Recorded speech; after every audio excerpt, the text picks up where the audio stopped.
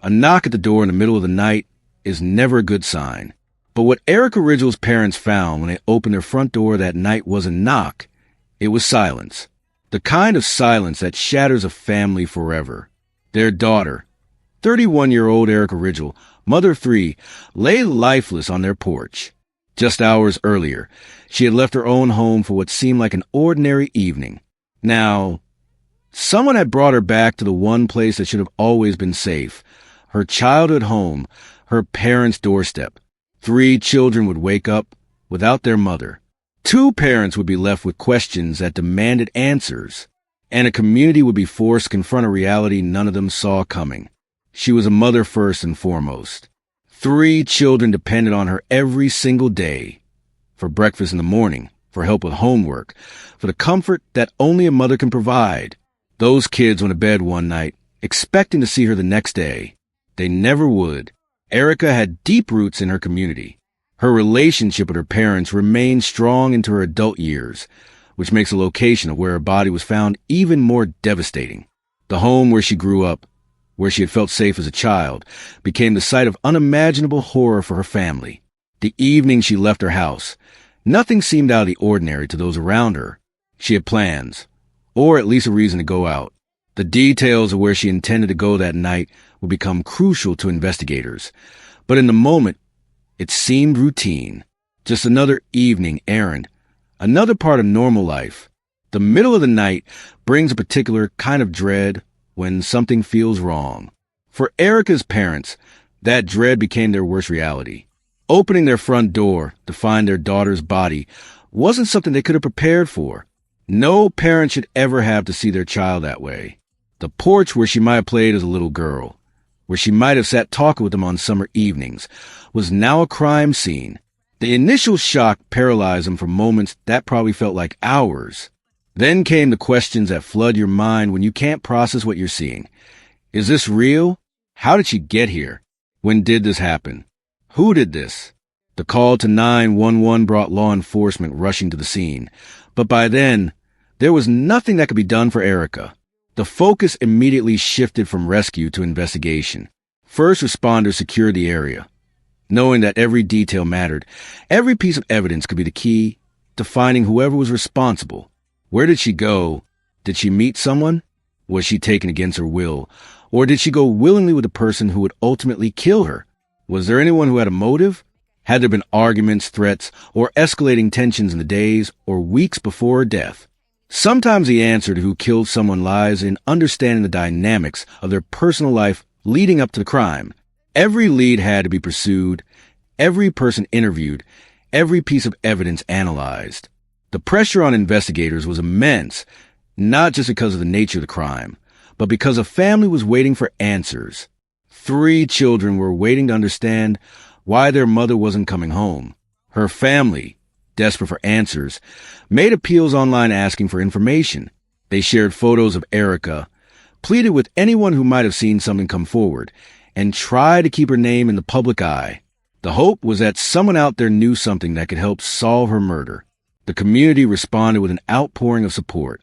People who knew Erica shared memories, expressed their shock, and offered condolences to her family. Vigils were organized. Fundraisers started to help with funeral expenses and support for her children. In these moments, social media showed its best side, bringing people together in grief and solidarity. But platforms that can unite can also divide and distort. As the case gained attention, rumors began to spread. People who had never met Erica, who knew nothing about the actual investigation, started sharing theories. Some of these theories were baseless speculation. Others were outright false information presented as fact. Armchair detectives emerged, convinced they could solve the case from their keyboards. While some people online did try to help by sharing legitimate information or tips, others created noise that made it harder for investigators to do their jobs. Law enforcement had to sift through countless messages, separating credible leads from conspiracy theories and attention-seeking claims. The viral nature of the case also put additional pressure on Erica's family. They were grieving the loss of a daughter and mother while watching strangers dissect every aspect of their lives online. Privacy became impossible. Every statement they made was analyzed, Every photo scrutinized, every connection questioned. This is the double-edged sword of the social media age. Cases that might have gone cold decades ago now have the potential to be solved because of public awareness and digital tips. But that same attention can harm investigations, spread misinformation, and inflict additional trauma on families who are already suffering. For Erica's parents, already deal with the unimaginable pain of finding their daughter's body on their porch, the public nature of the case added another layer of difficulty. They wanted justice. They wanted answers. But they also wanted their daughter to be remembered as more than just a viral true crime case. What's up, y'all? So y'all know the girl who got murdered. That was my homegirl. Me and Erica, we wasn't as close, but you know, us growing up together and going to the same school, that was like family to me. You feel what I'm saying? I hate that I'm days late about going up to a Smash Burger where she had her last meal at. So me being me, my feelings is getting hurt. Every day I'm on Facebook, reading statuses, reading people posts, people making themselves look like they have something to do with it. I'm not going to blame nobody. I'm not going to point the finger at nobody. What I'm going to do is ask these people at the Smash Burger where she had her last meal at, who was she with? What kind of car did they have? You feel me? I'm going to ask all that. On top of that, every time I seen Erica, we spoke, took each other numbers down, whatever. Hey, you been all right? How your kids? But like I said, I'm not going to point the fingers at nobody. Like, my feelings is hurt because our kids, you know when kids lose their parents, that shit hurt. So, y'all blaming she took a bad pill. If she took a motherfucking pill, why nobody thought to call the EMS? Why nobody thought to take her to the ER? Any fucking thing. Y'all see her saying this will happen. She did this. She took this. Why nobody took her to the emergency room? Why nobody do that?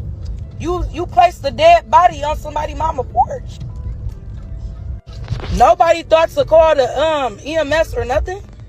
Nothing. I don't know if y'all can see the Smash Burgers. The motherfucking sun is beaming. My girl done made it to heaven. We love you, E. But anywho, I'm on my way across the street. And I am going to this G-Way after. So we about to get to the bottom of this. I'm so motherfucking mad this happened to her. Okay, I'm at the Smash Burger. So you said she came up here, Erica, right? I'm not even trying to put your face on the internet. So she was in a car by herself? I'm not sure. She was in a car. It looked like she was in a car with somebody. I do remember that. Oh yeah, she did come with a boy. She came with a boy? Yeah. Like, do you know how he look? So she was in a car with a dude. I don't know if they're in the car, but she was with someone. I don't know if She they were was together or if they were just talking. I'm not sure. So you did see her come up here and get her remember food. that thing. You remember her? She got murdered. They set her on her mother's porch. You know what I'm saying? So she was with a guy. Is that what you're saying? Like, it don't look like she had a car, like she drove. I think she was in the driver's seat or passenger. Honestly, I'm not Passenger. sure. I'm not sure, but she was here. She was here. I wonder, can the gas station people run their cameras back? You know what I'm saying? Okay, when she was here, did you see her go to that gas station?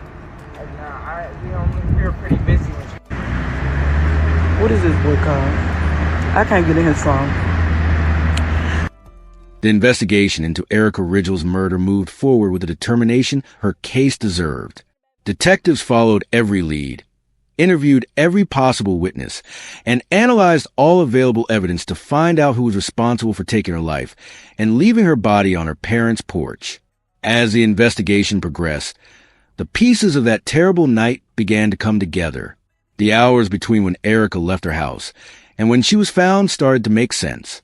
Investigators identified people of interest, pursued leads that emerged from both traditional detective work and tips from the community.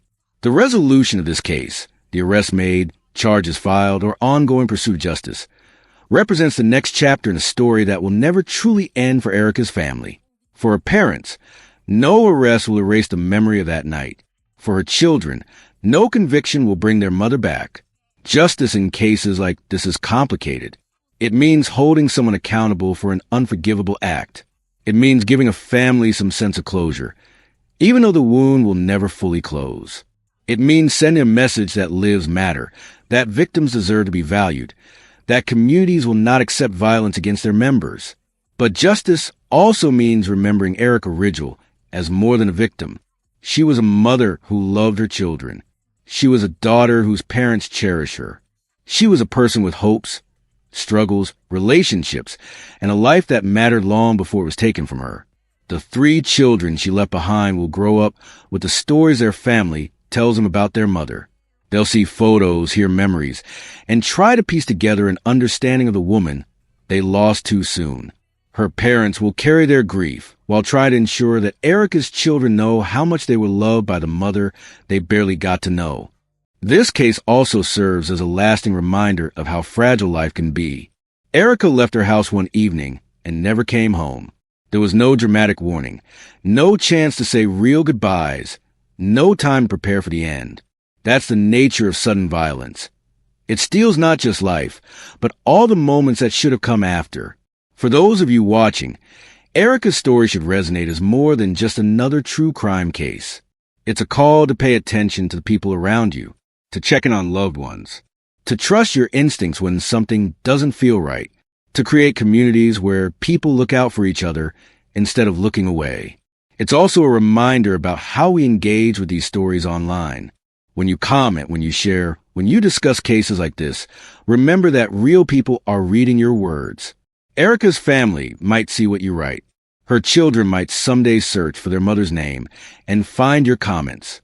Speak with the respect and empathy you'd want if this were your family's tragedy. Erica Ridgel deserved to watch her children grow up. She deserved to grow old with the people who loved her. She deserved a life that extended far beyond 31 years. The fact that someone took that from her is what brings us here today, demanding that her story be told and that justice be served. If this case has affected you, I want to hear your thoughts. Leave a comment sharing what stands out to you about Erica's story. What do you think needs to change to prevent tragedies like this from happening? What can we do as individuals and communities to protect the vulnerable and support those who've been victimized? And if you have any information about this case or any case we cover, please reach out to the appropriate law enforcement agencies. Your tip, no matter how small it might seem, could be the piece investigators need to bring someone to justice. Thank you for watching. Thank you for caring enough about Erica Ridgel's story to make it to the end of this video. Every victim deserves to have their story told with dignity, with truth, and with the respect that comes from remembering they were real people who mattered to someone. Erica Ridgel was a mother of 3. She was someone's daughter. She was a member of a community. And she deserves so much more than the ending she received. Rest in peace, Erica. Your story won't be forgotten.